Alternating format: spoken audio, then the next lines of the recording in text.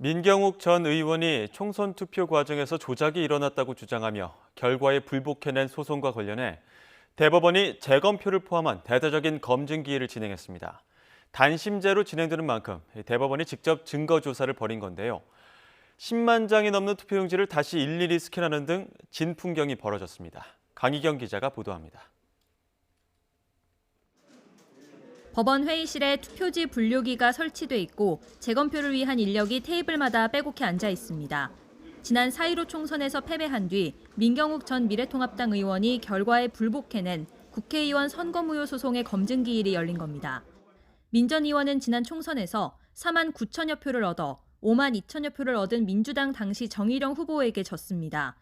이후 사전투표용지에 사용된 QR코드에 개인정보가 포함돼 선거 자체가 불법이고 디지털 조작과 유령표 투입 등이 자행돼 개표 결과도 믿을 수 없다며 소송을 냈습니다.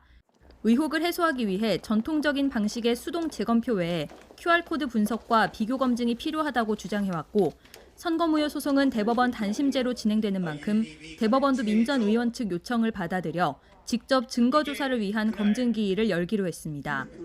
선거제도의 공정함과 투명함이 낱낱이 드러나는 그런 역사적인 행사가 될 것으로 믿습니다.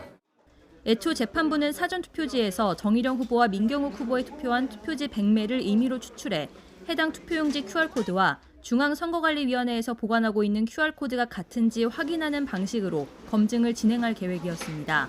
그러나 민 전 의원 측에서 본 투표 포함 투표지 12만 장 전체에 대한 이미지 파일 스캔과 사전투표 4만 5천 표에 대한 QR코드 비교 전수검사를 요청해 결국 관철됐습니다. 재검표 등 검증에 투입된 법원 인력만 70여 명. 소요 예산은 민 전 의원 측에서 부담하지만 구체적인 근거가 없는 주장에 대해 이미 선관위에서 여러 차례 반박을 내놓았는데도 대대적인 검증이 진행된다는 점에서 국력과 인력 낭비라는 지적도 나오고 있습니다. 대법원은 검증을 마무리하는 대로 별도의 기일을 열어 변론을 종결할 것으로 보입니다. 민 전 의원 측 요청을 사실상 모두 수용해 심리를 진행한 만큼 이번 대법원 판결로 의혹의 종지부를 찍을 수 있을지 주목됩니다. YTN 강희경입니다.